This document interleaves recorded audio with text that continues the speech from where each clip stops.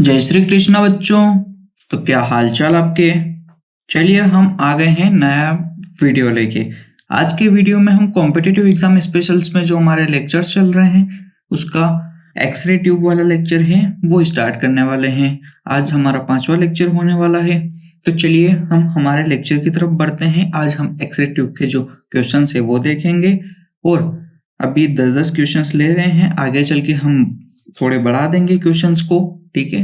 तो इतना कोई इशू नहीं है, हम अभी थोड़े कम क्वेश्चंस कर रहे हैं, धीरे धीरे हम क्वेश्चंस को बढ़ाते रहेंगे। जो आने वाले लेक्चर से उसमें हो सकता है कि हम 20 क्वेश्चंस कर दें। चलिए हम हमारे लेक्चर की तरफ बढ़ते हैं। अब पहले क्वेश्चन की तरफ चलते हैं। तो ये रहा हमारा पहला क्वेश्चन। पहला क्वेश्चन बोल रहा है हमें gas filled tubes has the following disadvantages. Gas filled tubes जो होती है, जो हमारी कोल्ड कैथोड ट्यूब्स जो हैं, उनके क्या डिसएडवांटेजेस हैं। गैस फिल्ड ट्यूब के क्या डिसएडवांटेजेस हैं।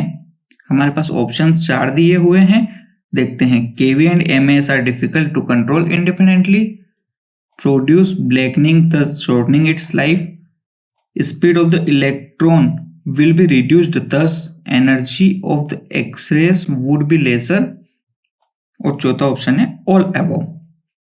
पहला जो ऑप्शन हमें दिया हुआ है वो हमें बोल रहा है kV and mAs are difficult to control independently, मतलब कि जो केवी और एमएस जो हमारे फैक्टर्स होते हैं, किलो वोल्टेज, और एमएस जो होता है हमारा मिली एम्पियर पर सेकेंड, जो ये दोनों फैक्टर्स होते हैं जिनके ऊपर हमारे जो एक्सरे की जो इमेज होती है, जो फिल्म पे जो इमेज बनती है, वो डिपेंड करती है।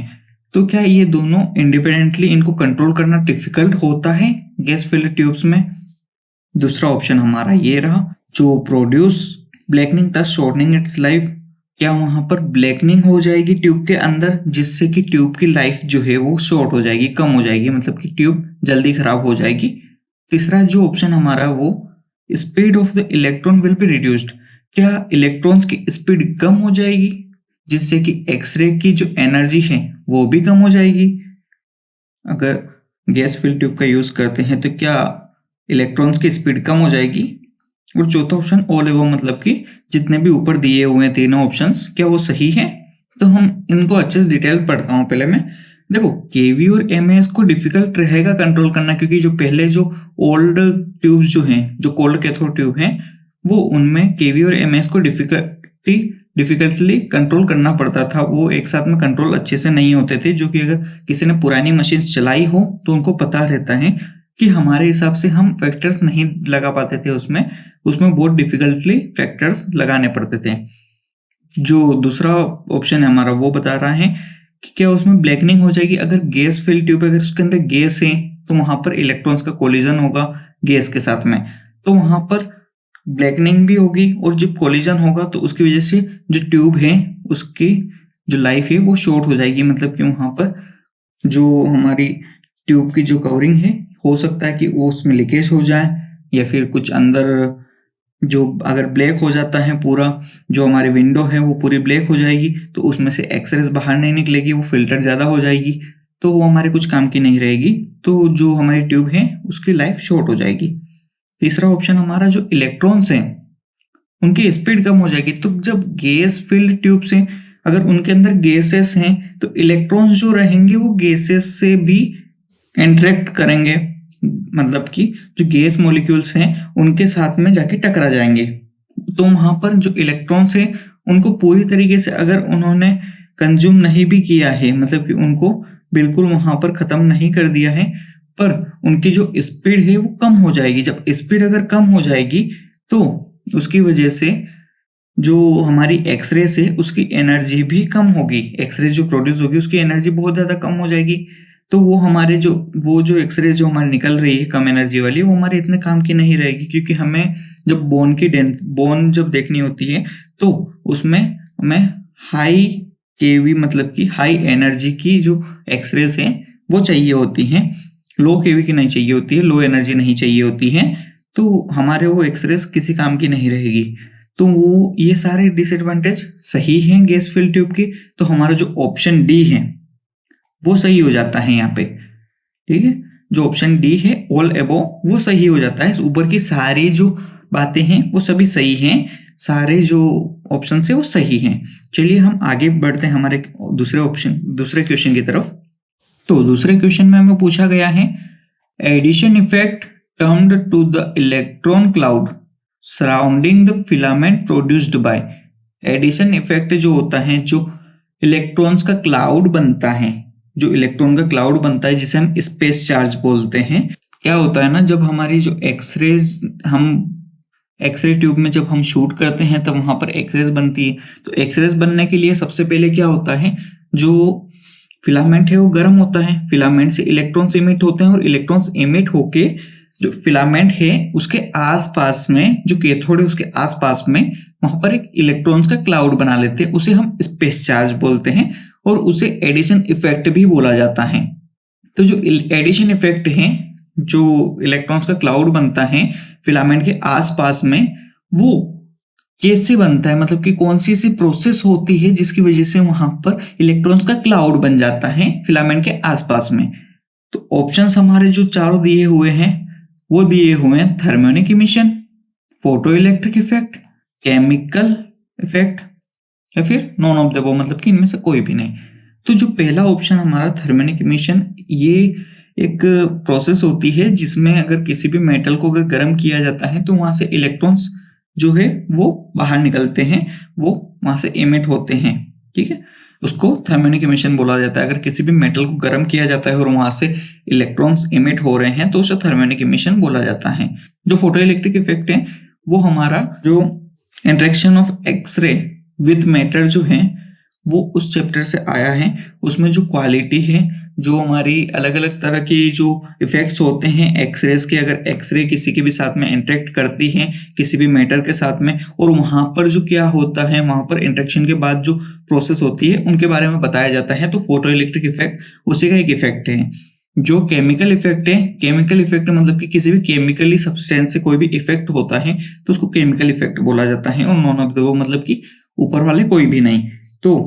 तो जो हमारा पहला ऑप्शन है थर्मियोनिक इमिशन, देखिए थर्मियोनिक इमिशन में क्या हो रहा है, अगर कोई भी मेटल अगर गर्म किया जाता है तो उसमें से इलेक्ट्रॉन्स इमिट होते हैं। तो हमारे जो फिलामेंट है वो गर्म होता है, गर्म होने के बाद उससे जो इलेक्ट्रॉन्स जो इमिट होते हैं तो वो इलेक्ट्रॉन्स जो अपना फिलामेंट है उसके आसपास वहां पर इलेक्ट्रॉन्स का क्लाउड बना लेते हैं। तो यही हमसे क्वेश्चन में पूछा गया है, एडिशन इफेक्ट भी उसी को बोला जाता है। तो हमारा जो पहला ऑप्शन है वो वहां पर सही हो जाता है। फोटो इलेक्ट्रिक इफेक्ट का इसमें कोई काम नहीं है, और केमिकल इफेक्ट तो इसमें पूरे हमारे एक्सरे में ही कोई काम नहीं है, और नॉन ऑफ द अबव तो हो ही नहीं सकता अगर ये एक ही ऑप्शन अगर सही है तो।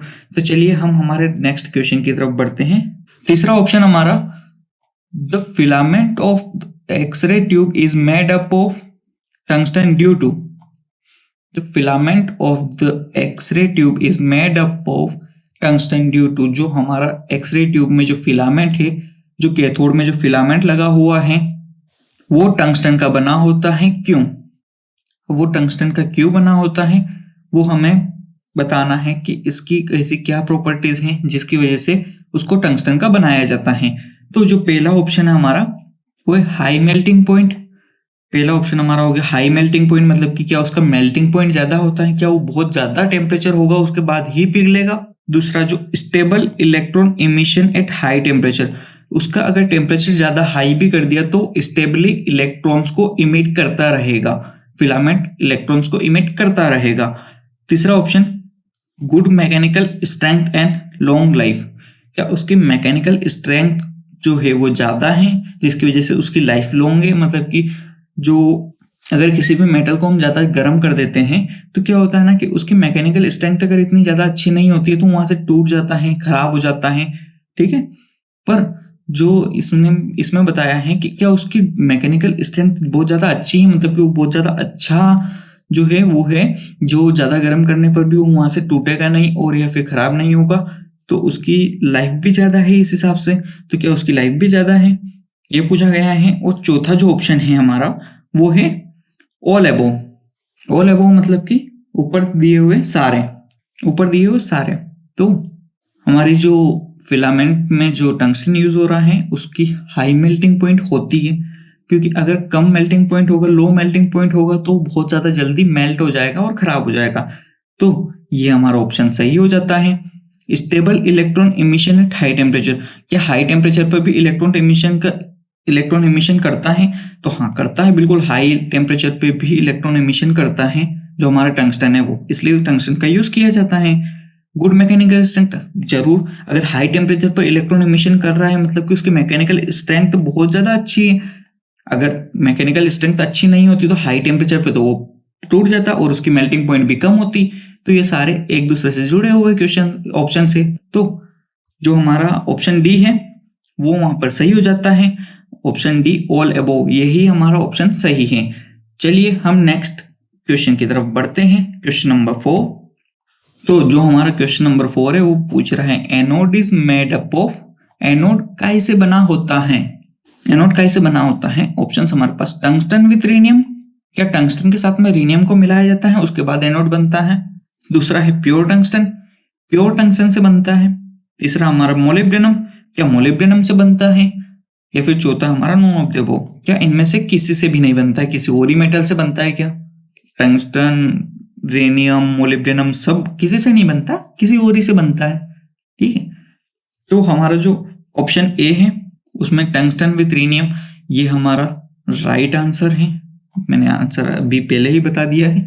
ठीक है, क्योंकि देखो मोलिब्डेनम से नहीं बनता है, मोलिब्डेनम से जो एनोड की है उसकी स्टेम बनती है, एनोड की जो स्टेम होती है वो बनती है। और जो प्योर टंगस्टन है उससे केवल बनता है, हाँ ठीक है, प्योर टंगस्टन से नहीं बनता है, बट टंगस्टन से बनता है ठीक है, बट प्योर टंगस्टन से नहीं बनता है, उसमें रीनियम ऐड कर दिया जाता है। तो जो हमारा ऑप्शन ए है वो सही हो जाता है। ठीक है, अब टंगस्टन तो ठीक है, टंगस्टन यूज करते हैं, टंगस्टन की प्रॉपर्टीज हमें पता है, टंगस्टन क्यों यूज करते हैं, बट रेनियम क्यों करते हैं? रेनियम इसलिए करते हैं क्योंकि रेनियम बहुत अच्छा मेटल होता है हीट कंडक्शन में। तो अगर हीट कंडक्ट करने के लिए रेनियम को यूज किया जाता है, जिससे कि वो जो अपना टंगस्टन का जो एनोड है, टंगस्टन का जो एनोड है वो जल्दी से चटके ना, मतलब कि उसमें दरार ना आए, वो टूटे ना, इस वजह से उसमें रेनियम का यूज कर दिया जाता है। इस वजह से इसमें रेनियम मिक्स किया जाता है, और ज्यादा नहीं, 5 to 6% रेनियम यूज किया जाता है, इससे ज्यादा नहीं किया जाता है। ऐसी गलतफहमी नहीं रहनी है कि टंगस्टन और रेनियम को मिक्स कर दिया मतलब कि इसको 50-50 कर दिया, मतलब कि 1:1 में कर दिया है, नहीं ऐसा नहीं होगा। इसमें जो टंगस्टन है वो 95% के अप्रोक्स होता है, और जो रेनियम है वो 5 to 6% होता है, इससे ज्यादा नहीं। ठीक है, चलिए हम आगे बढ़ते हैं हमारे क्वेश्चन, दूसरे क्वेश्चन की तरफ। तो हमारा जो 5वां क्वेश्चन है वो ये रहा, in modern x-ray tubes line focus principle is used in focal spot to get. तो इसका मतलब पूरा मैं समझा देता हूँ। जो फोकल स्पॉट होता है उसमें लाइन फोकस प्रिंसिपल का यूज किया जाता है मॉडर्न एक्सरे ट्यूब्स में। तो जो फोकल स्पॉट में जो लाइन फोकस प्रिंसिपल का यूज किया गया है वो क्यों किया जाता है वो पूछा गया है। तो जो हमारे पास पहला ऑप्शन है वो है गुड रेडियोग्राफिक डिटेल, अच्छी रेडियोग्राफिक डिटेल के लिए जो हमारा लाइन फोकस प्रिंसिपल है उसका यूज किया जाता है। शार्पर एनाटॉमिकल डिटेल, क्या इसके लिए जो हमारा लाइन फोकस प्रिंसिपल है उसका यूज किया जाता है। तीसरा ऑप्शन है withstand large tube current thus less danger of destroying the X ray tube, क्या वो बहुत ज्यादा करंट, अगर लार्जर ट्यूब करंट के ऊपर भी अगर अपन ट्यूब का यूज कर रहे हैं तो वो उसमें जो हमारे ट्यूब के फेल होने के चांसेस है वो बहुत कम हो जाएंगे और ट्यूब उसमें सेफ रहेगी। और जो चौथा ऑप्शन है हमारा ऑल अबोव, क्या सभी ऑप्शंस ऊपर वाले सही हैं? तो रेडियोग्राफिक डिटेल अच्छी आएगी, पर वो कब आएगी? जब जो हमारा फोकल स्पॉट हो वो छोटा हो। ठीक है, शार्पर एनाटॉमिकल डिटेल भी आएगी, पर उसके लिए भी हमें जो हमारा फोकल स्पॉट है वो स्मॉल ही चाहिए होता है। Withstand large tube current thus less danger of destroying the X ray tube, बिल्कुल सही है। अगर लाइन फोकस प्रिंसिपल का यूज करेंगे तो लाइन फोकस प्रिंसिपल की वजह से क्या होगा कि जो हमारा एक्चुअल फोकल स्पॉट है वो ज्यादा बड़ा रहेगा, जिसके ऊपर हमारे जो इलेक्ट्रॉन्स हैं वो स्ट्राइक करेंगे। ठीक है, इलेक्ट्रॉन्स स्ट्राइक करेंगे और जो इफेक्टिव फोकल स्पॉट जो रहेगा वो अच्छी रेडियोग्राफिक डिटेल्स के लिए वो छोटा रहेगा, और जो एक्चुअल फोकल स्पॉट है वो बड़ा रहेगा। तो एक्चुअल फोकल स्पॉट पे अगर स्ट्राइक कर रहे हैं इलेक्ट्रॉन्स तो वहां पर जो ट्यूब है उसके फेल होने के चांसेस वहां पर कम हो जाते हैं, क्योंकि जो इलेक्ट्रॉन्स है वो कुछ ज्यादा एरिया में अगर स्ट्राइक कर रहे हैं तो वहां पर एक ही एरिया के ऊपर दबाव नहीं बनेगा और उससे हमारी जो ट्यूब है डिस्ट्रॉय नहीं होगी।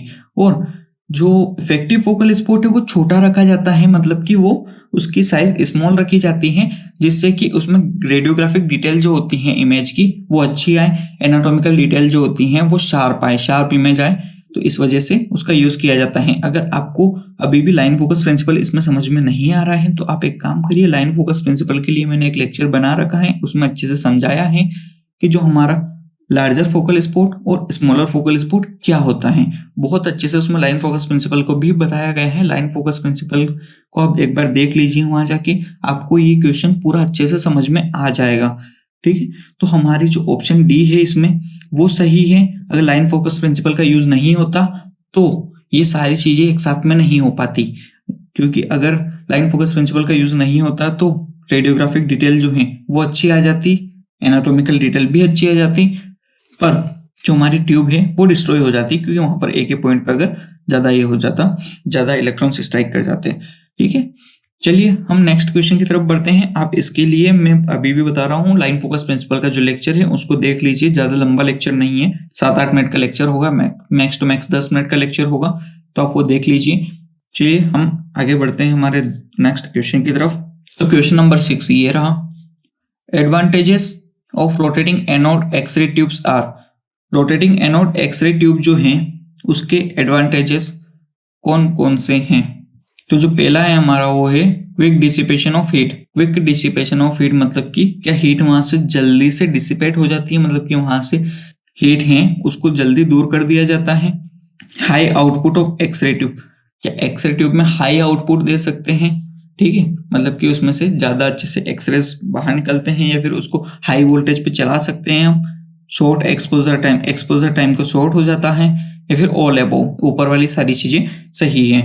तो क्विक डिसिपेशन ऑफ हीट मतलब कि वहां से हीट जल्दी दूर हो जाती है, बिल्कुल हो जाती है, क्योंकि रोटेटिंग एनोड ट्यूब का यूज इसीलिए किया जाता है कि वहां पर हीट ज्यादा कंडक्ट ना हो, और अगर वो रोटेटिंग जो एनोड है हमारा वो घूमता रहेगा तो वहां से हीट को जल्दी से दूर करता रहेगा, वो ज्यादा गर्म नहीं होने देगा हमारी जो एनोड है उसको।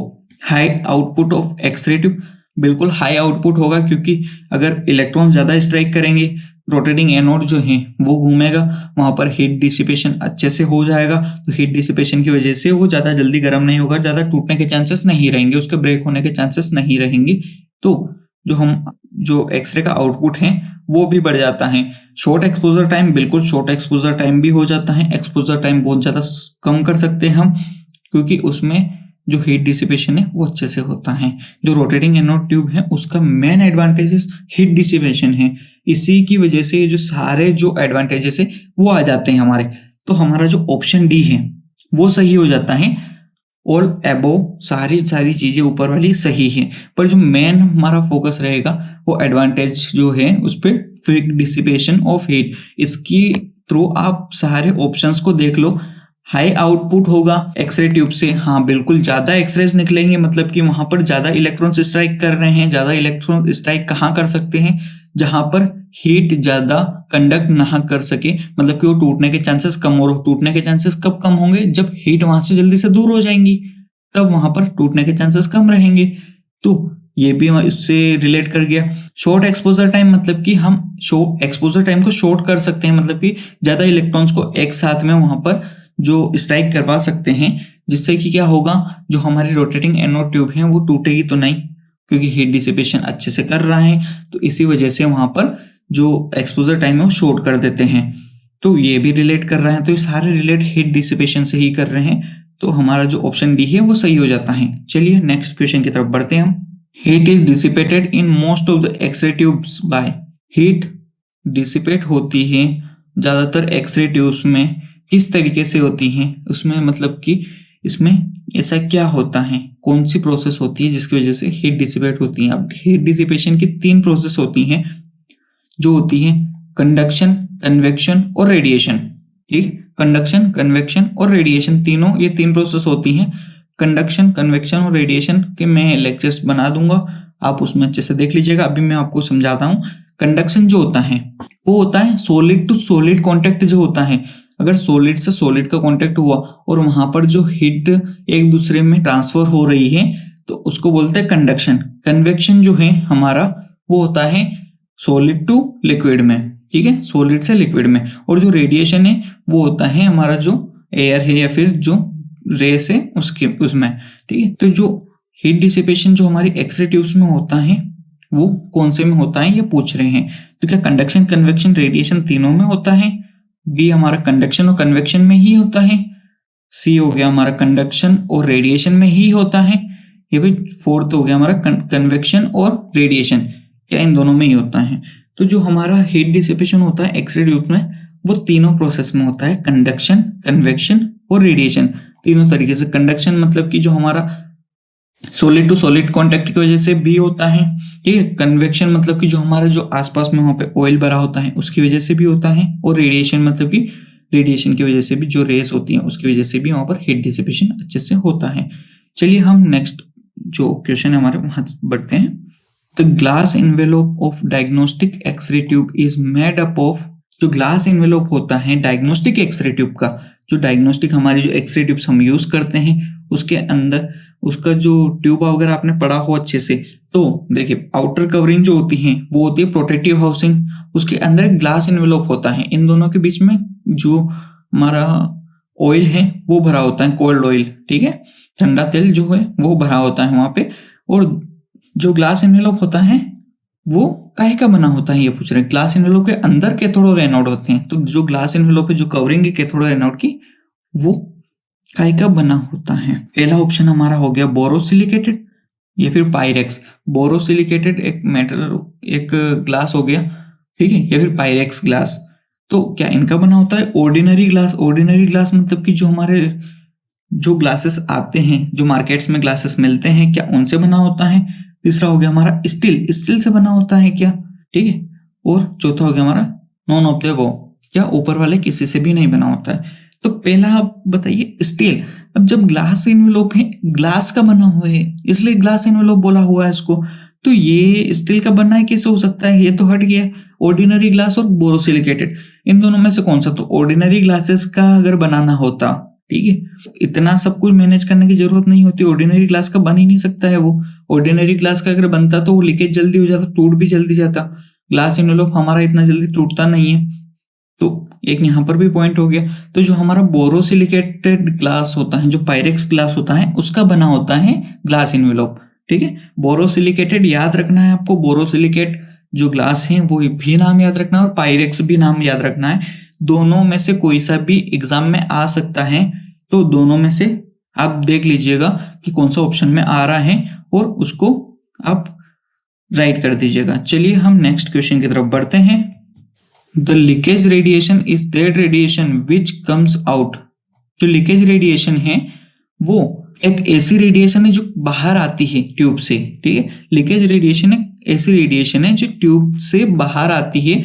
अगर हम ना लाना चाहे, मतलब कि जैसे कहीं भी लीकेज हो गया, अगर पाइप में लीकेज होता है तो हम पाइप में लीकेज कैसे हो जाता है वो, अगर हमारा पानी हमको तो आगे चाहिए पर वो बीच में कहीं से भी छेद हो गया और वहां से लीक हो रहा है पानी, तो उसको लीकेज बोलते हैं। तो कहीं से भी अगर रेडिएशन है वो हमें तो हमारे जो विंडो है, ग्लास की विंडो जो बनी हुई है नीचे, उससे बाहर लानी है और हमें एक जगह फोकस करनी, मतलब कि जो हमारे ट्यूब है उससे बाहर लानी है इस तरीके से। तो जो लीकेज रेडिएशन है वो उसके अलावा कहीं से अगर बाहर आ रही है तो उसको लीकेज रेडिएशन बोला जाता है। तो हमारे पास जो ऑप्शन है वो है through glass window, B option हो गया थ्रू ट्यूब हाउसिंग, सी हो गया बोथ अबोव और डी हो गया नॉन अबोव। तो जो हमारा थ्रू ग्लास विंडो, ठीक है, ग्लास विंडो से तो हमारी वैसे भी बाहर आ रही है रेडिएशन, ग्लास विंडो से तो हम बाहर लाना ही चाह रहे हैं, तो वहां से लीकेज तो हो नहीं रही है, वहां से तो हम ही बाहर ला रहे हैं। दूसरा हो गया हमारा ट्यूब हाउसिंग। हाँ, ट्यूब हाउसिंग से बाहर ऐसे कैसे आ सकती है? ट्यूब हाउसिंग से बाहर नहीं आ सकती है हमारी जो रेडिएशन है।